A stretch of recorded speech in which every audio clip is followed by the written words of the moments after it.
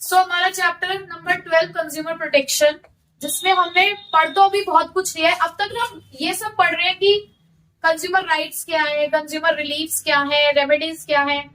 अगर कोई भी किसी भी तरीके की अनफेयर ट्रेड प्रैक्टिसेस होती है तो हमें केस फाइल करना है। हाँ, तो क्या हर कोई केस फाइल कर सकता है? कंज्यूमर प्रोटेक्शन एक्ट 2019 ने जिस तरीके से आपको ये बताया हु इज अ कंज्यूमर, उसी तरीके से उन्होंने हमें ये भी बताया कि who can file a complaint. तो हमारे यहाँ पर कंज्यूमर प्रोटेक्शन एक्ट 2019 हमें बताता है कि कौन केस फाइल कर सकता है। सबसे पहले तो हमारा कंज्यूमर ही, भाई जिसके साथ गलत हुआ है वो केस फाइल करेगा। एनी रजिस्टर्ड कंज्यूमर्स ऑर्गेनाइजेशन, अगर कोई भी कंज्यूमर ऑर्गेनाइजेशन हमारी रजिस्टर्ड है तो वो भी केस फाइल कर सकती है। द सेंट्रल गवर्नमेंट और द स्टेट गवर्नमेंट, यानी कि गवर्नमेंट भी केस फाइल कर सकती है। वन और more consumers on behalf of the numerous consumers having the same interest, यानी कि बहुत सारे कंज्यूमर्स है जिनके साथ धोखाधड़ी हुई है सेम प्रोडक्ट के लिए, यानी कि सेम इंटरेस्ट है सबका। तो सभी केस ना करके उनके बिहाफ पे कोई एक या एक से ज्यादा लोग भी केस फाइल कर सकते हैं।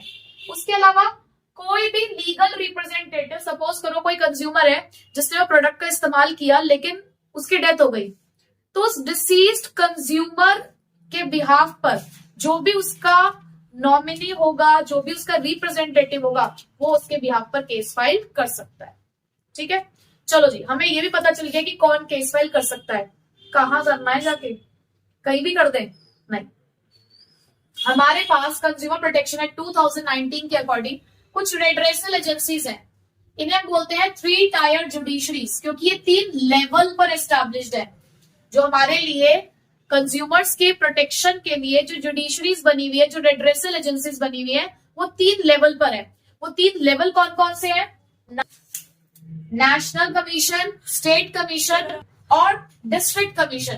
तो वन बाय वन हम इन तीनों का एक डिफरेंस देखते हैं, जिससे आपको पता चलेगा कि तीनों कमीशंस किस तरीके से कंज्यूमर्स की हेल्प करते हैं। ठीक है, तो जो रेड्रेसल एजेंसी है हमारी, अब वो किस किस तरीके से काम करती है?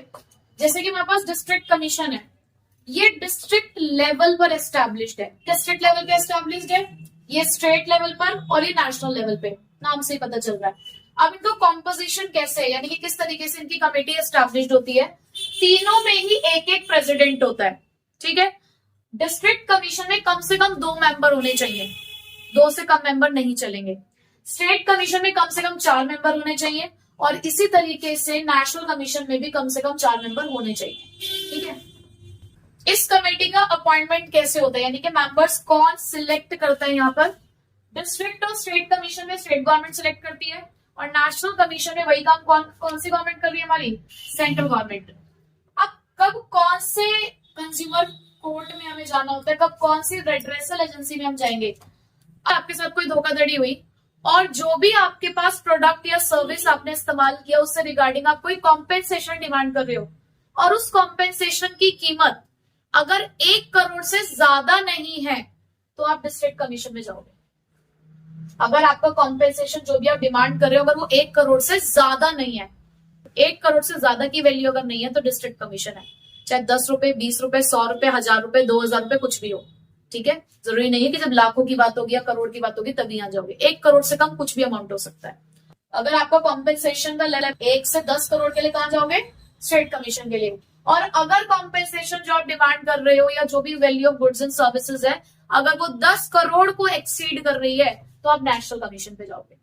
ठीक है, 1 करोड़ तक डिस्ट्रिक्ट कमीशन है, 1 करोड़ से 10 करोड़ तक स्टेट कमीशन है, और 10 करोड़ से ऊपर नेशनल कमीशन है। ठीक है, अब कई बार क्या होता है कि हम डिस्ट्रिक्ट कमीशन में गए, हमारे कॉम्पेंसेशन का जो वैल्यू था वो 1 करोड़ से कम था, हमने डिस्ट्रिक्ट कमीशन में अपील किया। जब ने अपील किया, एक ऑर्डर पास हुआ, हम उस ऑर्डर से सेटिस्फाई नहीं है, हम चाहते हैं कि इसके ऊपर रीहियरिंग हो, दोबारा से सुनवाई की जाए, तो भाई अब बड़े लेवल पे जाना पड़ेगा। तो इसके आगे का लेवल कौन सा है? State commission. तो जिस दिन डिस्ट्रिक्ट कमीशन ने ऑर्डर पास किया होगा उसके 45 डेज के अंदर अंदर आप स्टेट कमीशन में अप्लाई कर सकते हो। क्या बात बताई मैंने आपको? अगर आप डिस्ट्रिक्ट कमीशन के ऑर्डर से सेटिस्फाई नहीं है तो आप उसकी हायर अथॉरिटी यानी कि स्टेट कमीशन में जा सकते हैं, लेकिन with in 45 days of passing the order. 45 दिन के बाद जाओगे तो कोई फायदा नहीं है। ठीक, समझ गए यहां तक बात को? चलो ये तो था जो बंदा डिस्ट्रिक्ट कमीशन में था। अगर कोई गया ही स्टेट कमीशन में हो तो पहले, मतलब जो कॉम्पेंसेशन मांग रहा था वो 2 करोड़ का था, तो ऑब्वियस सी बात है स्टेट कमीशन पे गया होगा। स्टेट कमीशन के ऑर्डर से सेटिस्फाई नहीं हुआ तो कहां जाएगा? National commission with in 30 days of passing the order. लेकिन अगर नेशनल कमीशन से सेटिस्फाई नहीं हुआ तो फिर वो आगे कहीं नहीं जाएगा, फिर कहीं नहीं जा सकता। अब आप सपोज करो गए ही नेशनल कमीशन पे थे, 11 करोड़ का कॉम्पेंसेशन डिमांड किया, तो आप गए नेशनल कमीशन में ना। अब आप यहां से सेटिस्फाई नहीं हुए, अगर कोई नेशनल कमीशन के ऑर्डर से सेटिस्फाई नहीं हो रहा तो सुप्रीम कोर्ट, ठीक है। पर सुप्रीम कोर्ट के बाद अब आपने आगे कहीं नहीं जाना है, फिर लास्ट आपके लिए हाईएस्ट अथॉरिटी यहाँ पे क्या है? Supreme court. कब? अगर आप नेशनल कमीशन पे हो, और वहां पे भी कब जा सकते हो? With in 30 days of passing the order, ठीक। तो ये हमारी इस तरीके से रेड्रेसल एजेंसीज काम करती है, यानी कि कभी भी किसी कंज्यूमर को कोई प्रॉब्लम है तो अब आपको पता है कि आप कहां जाना है आपको, ठीक है। तो अब हमारे पास नेक्स्ट टॉपिक है role of consumer organization and NGOs, यानी कि कंज्यूमर की प्रोटेक्शन के लिए ये जो इतने सारे कंज्यूमर ऑर्गेनाइजेशंस हमारे पास हैं, इनका रोल क्या है, या ये जो एनजीओस बने हुए ये हमारे लिए क्या काम करते हैं। तो सबसे पहला काम तो इनका है एजुकेटिंग द जनरल पब्लिक, यानी कि ये जनरल पब्लिक को बताते हैं उनके राइट्स के बारे में, उनके रिलीफ्स के बारे में, किस तरीके से ये लोग वर्कशॉप्स ऑर्गेनाइज करते हैं, सेमिनार्स ऑर्गेनाइज करते हैं, ताकि लोगों को बताया जा सके। जब तक आपने ये चैप्टर नहीं पढ़ा था आपको पता था आपके पास कितने कंज्यूमर राइट्स हैं, एक आधा आपको पता होगा, लेकिन आपको ये नहीं पता था कि आपके पास टोटल 6 कंज्यूमर राइट्स हैं as per consumer protection act 2019। पढ़ने के बाद ही पता चला ना। तो इस तरीके से जो ये एनजीओज होते हैं ये भी जगह जगह पर वर्कशॉप्स करते हैं, सेमिनार्स करते हैं, ताकि जनरल पब्लिक को एडुकेट किया जा सके, ठीक है।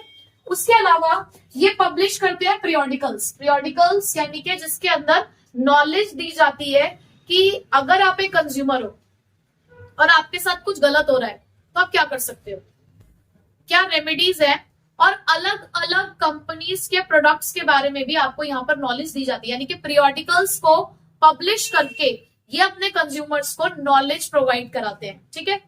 उसके बाद carrying out the comparative testing, ये लोग क्या करते हैं रेंडमली अलग अलग कंपीटिंग ब्रांड्स की टेस्टिंग करते हैं, और लेबोरेटरी में उसकी टेस्टिंग कराने के बाद जो उनकी टेस्ट रिपोर्ट्स होती है वो पब्लिश करते हैं।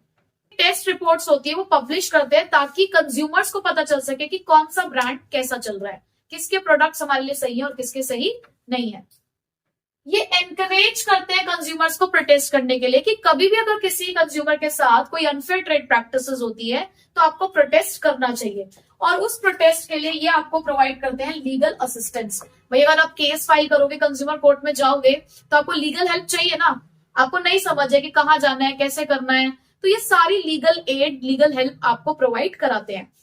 उसके अलावा ये आपके बिहाफ पर केस फाइल भी कर सकते हैं, आपकी भी मदद करेंगे कि आप खुद जाकर भी केस फाइल कर सकते हो, या आपके बिहाफ पर ये इनिशिएटिव लेंगे केस फाइल करने के लिए, मतलब आपके साथ भी खड़े हैं और आपके लिए भी खड़े हैं, ठीक है। तो ये कुछ 7 रोल है हमारे कंज्यूमर ऑर्गेनाइजेशन के। अब आपको ना कुछ कुछ कंज्यूमर ऑर्गेनाइजेशन के नाम भी याद रखने हैं, तो आप दिल्ली के 1-2 याद रख लो, जैसे कि दिल्ली का एक है हमारे पास कॉमन कॉज दिल्ली, ठीक है। उसके बाद मुंबई का है एक मुंबई ग्राहक पंचायत, ठीक है, ये हमारा मुंबई में है। हमारे पास common consumer association, consumer protection council, ये अहमदाबाद में है। हमारे पास वॉइस है। तो इस तरीके से हमारे पास ये जो 4-5 कंज्यूमर ऑर्गेनाइजेशन है, टोटल आपके पास बुक में भी बहुत सारे अवेलेबल है, तो 4-5 आप लोग नेम्स याद कर लेना, ठीक है।